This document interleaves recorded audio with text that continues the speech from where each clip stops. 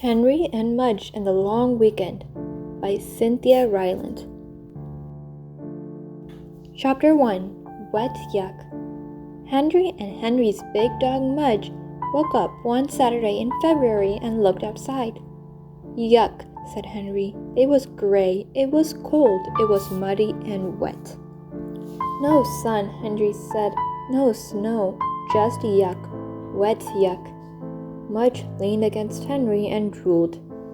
What are we going to do all weekend? Henry asked. Mudge leaned harder. How will we have some fun? Henry grumbled. Mudge leaned harder still. What a boring weekend, Henry growled. Mudge let go and leaned all the way. Whoa, yelled Henry. Mudge flattened Henry like a pancake. How are we going to get up? Henry wondered. Chapter 2. Bored. Henry and Mudge had a boring breakfast. They watched some boring cartoons. They listened to Henry's father tell some boring jokes. Boy, is this boring, said Henry. What are we going to do? He asked. Mudge knew what to do. Mudge always knew what to do if there was nothing interesting to eat, nothing interesting to smell, and nothing interesting to chew. He went to sleep. No, Mudge, said Henry, giving him a push. Wake up. Mudge sat up. He wanted to stay awake. He tried to stay awake, but everything was so boring that he couldn't. His eyes kept closing. His head kept nodding. His mouth kept drooling. Exciting dog you have there, said Henry's father. He's bored, said Henry. Mudge is bored. I'm bored. Boy, is this boring. Henry's father frowned. February cranks, he asked. Henry nodded. Winter grumpies? Henry nodded again. Pre-spring meanies? Okay, Dad, okay, Henry said. Boy, are you bored, said Henry's father. The three of them sat. Their eyes kept closing, their heads kept nodding, and one of their mouths kept drooling. Henry's mother saw them. Goodness, she said, this is going to be a long weekend. Then she had an idea. Chapter 3. The Idea. I have an idea, Henry's mother said. Henry opened his eyes. Henry's father sat up, but Mudge kept on sleeping. He didn't care much about ideas. Not until the idea smelled like something. Let's make a castle, said Henry's mother. A castle? Said Henry and Henry's father. We still have the box the new refrigerator came in, and the box the new stove came in. Henry was getting the idea. And that paint that Uncle Arthur gave me, said Henry. Let's do it. They headed for the basement.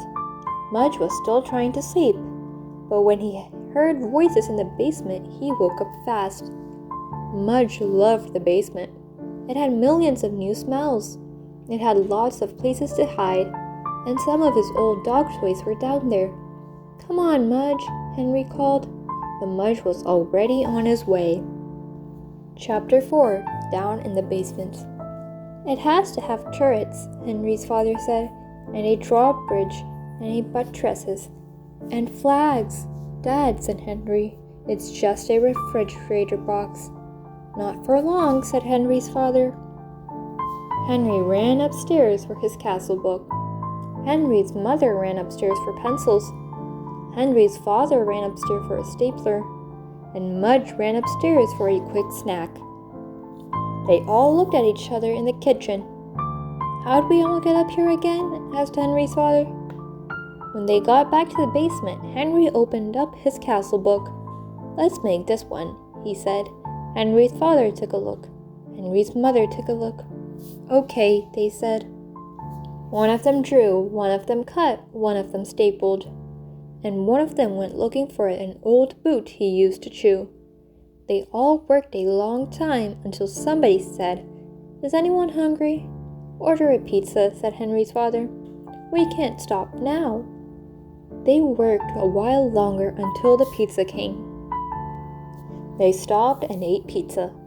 While they stared at the castle they were building, they each imagined how it would look when it was done. For the rest of the afternoon, they cut out fancy windows and fancy doors. They cut out turrets and buttresses and flags. Mudge chewed his old boot like crazy. When evening came and Henry finally had to crawl into bed, he could hardly wait to finish the castle. He could hardly wait for more of the long weekend. Chapter 5, A Great Weekend. Henry woke up. He looked outside. "What yuck," he said, but he didn't care. "We have a castle to finish," he told Mudge. Henry and Henry's father ate some cold cereal and ran to the basement. Henry's mother stayed in the kitchen to read the morning paper. She was always better at thinking up ideas than at finishing them. "Besides," she said, "you have to have somebody to surprise." Henry and Henry's father painted the castle all morning. While they worked, Mudge sniffed screwdrivers and paint cans and dirty rags and beach balls and Christmas decorations and a stuffed turkey. He had also tried to eat a spider, but he missed. Henry and Henry's father were very quiet. They wanted to pay attention. They wanted to do a good job. Every now and then, Henry's mother would call out, "Is there life down there?" Finally, close to lunchtime, Henry looked at his father. His father looked at him. "Wow," they both said. Come look," they called up the stairs. Henry's mother went to the top of the stairs. Not yet," they called. She waited. Okay," they called. She went down the stairs, and there she saw the most beautiful castle, and the most beautiful knights, and the most beautiful king she'd ever seen. They all spent a long time admiring the castle. They took turns sitting in it. They stuck their heads through its windows. They opened and closed its doors. They lowered its drawbridge over and over. Henry was thrilled. He gave his parents a big hug. He gave Mudge a big hug. "What a weekend," said Henry. The king gave him a big lick. And what a great king. The end. Henry and Mudge and the Bedtime Thumps by Cynthia Ryland. To Grandmother's house. Henry and his big dog Mudge were going to the country with Henry's parents. Henry was reading comic books. Mudge was chewing his toenails. They were going to visit Henry's grandmother. Henry's grandmother had never met Mudge, so Henry was worried. He worried that Mudge might drool on her skirt. He worried that Mudge might eat her coffee table. But mostly, he worried that Mudge might have to sleep outside. Mudge had never slept outside before, and if Mudge slept outside, Henry would be alone trying to sleep in an empty room in a strange house in a dark yard in the country. Henry read his comic books and worried. The longer he rode, the more he worried. Soon, he began to bite his fingernails. Chew, bite, spit. Chew, bite, spit. Henry bit his fingernails, Mudge chewed his toenails, and the car drove on. "Hello, sweetie." After riding for a long time, Henry and Mudge saw the grandmother's house. It had a bird bath and a garden full of corn. Henry and Mudge looked at each other. Their fingernails and toenails were very short. Henry's grandmother came outside. She had a big smile and a polka dot dress. Mudge took one look at her, and his tail wagged and wagged and wagged. "Hello, sweetie," Henry's grandmother said to Henry. She hugged him tight. "Hello, sweetie," Henry's grandmother said to Mudge. She hugged him tight. Henry's grandmother wiped dog's drool off her sleeve, and they followed her into the house. A lot of looks. Henry's grandmother's house was very small. It had a lot of tables, and things on the tables. Henry looked at Mudge, and for the first time, he wished that Mudge was smaller, shorter, thinner. Mudge looked like an elephant in a phone booth, and before too long, Mudge knocked a pink flamingo off a table. "Ah, Mudge," Henry said. Henry's father gave Mudge a look. Then Mudge knocked a wishing well off the table. "Ah, Mudge," Henry said. Henry's father and Henry's mother gave Mudge a look. Then when Mudge knocked down a bowl of peppermints off the table, Henry's father and Henry's mother and Henry's grandmother gave Mudge a look. And Henry's father said, "Outside." Mudge was put out. Henry gave everybody a look. The Bedtime Thumps. After dinner, Henry played outside with Mudge. They loved the bird bath, Mudge especially. It was like a giant water dish just for him. When it was dark, Henry's father called Henry in. "What about Mudge?" asked Henry. "He has to sleep outside," said Henry's father. "Outside?" said Henry. Henry looked at Mudge, sitting in the dark country yard. Henry was afraid. He was afraid Mudge would be lonely. He was afraid Mudge would be sad. But mostly, he was afraid Mudge would be asleep if Henry needed to be saved from a bear, or a bobcat, or a giant moth, or a mouse. Henry gave Mudge a tight hug. Then he went inside, biting his fingernails. When he was washed and in bed, Henry lay in the dark. His eyes were big, his heart was pounding, his knees were shaking. Then, whoosh, flop! A moth! Henry jumped out of bed. He ran to the front door. "Mudge!" he called out in a loud whisper. Thump, thump, thump. Mudge wagged his tail from under the porch table. "Hi, Mudge," Henry said, as he crawled under the table, too. He was glad to see Mudge. Mudge was glad to see him.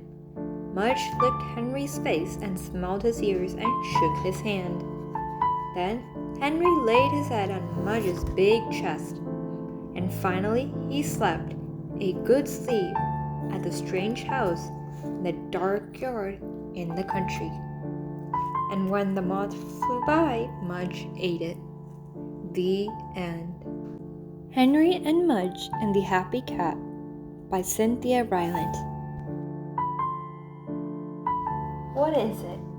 One night, Henry and Henry's father and Henry's big dog Mudge were watching TV. Suddenly, Mudge ran to the door and barked. Henry's father opened the door. Sitting on the steps was the shabbiest cat Henry had ever seen. It had a saggy belly, skinny legs, and fur that looked like mashed prunes. Henry and Henry's father and Henry's big dog Mudge stood in the door and looked at the shabby cat. "Hey, kitty," said Henry. "Are you sure it's a kitty?" said Henry's father. "It might be a stray," Henry said, petting it. "It has to be," said Henry's father. "This is the shabbiest cat I have ever seen." He carried the cat into the house while Henry and Mudge followed. Mudge's tail was wagging hard. "This cat looks like mashed prunes," said Henry. "But it's nice. Nice for a disaster," said Henry's father. The three of them watched as the cat drank 3 bowls of milk in a row. "Can it stay?" Henry asked. "Only until we find a home for it," said his father. He looked hard at the cat. "Do you think it knows it's that shabby?" Henry's father asked. Mudge was licking some milk from the visitor's chin. "Mudge doesn't know," Henry said. "Mudge likes it." "Yes," said Henry's father, "but Mudge also liked turkey gizzards." A good mother. In 1 week, the shabby cat turned into a happy cat. It loved 3 things about Henry's house. It loved the towel closet, it loved the bathtub, and it loved Mudge. In 1 week, the shabby cat had become Mudge's mother. It washed Mudge all the time. It washed Mudge's ears. It washed Mudge's eyes. It even washed Mudge's dirty feet. "Yuck," said Henry. The cat also made Mudge use good manners. Mudge had to wait his turn at the water dish. Mudge had to share his dog toys. Mudge even had to share his crackers, but Mudge didn't mind, because Mudge loved the cat too. Henry's mother and Henry's father wondered what they would do with the cat. They liked it, but taking care of Mudge was like taking care of 5 dogs. They didn't want any more pets. Henry's mother decided to make posters to find a home for the cat. Henry helped. "Don't put the cat's pictures on them," said Henry's father, "or we'll have the cat forever." Henry and Mudge walked around town with the posters. They put one in the grocery store, and one in the drugstore, and one in the record store. They put a lot of them on trees, and Mudge ate one by mistake. The posters didn't say anything about mashed prunes. When Henry and Mudge came home, Henry's father and Henry's mother were sitting on the couch with the cat. Henry's mother said, "Cats are nice." Henry's father said, "Even shabby ones."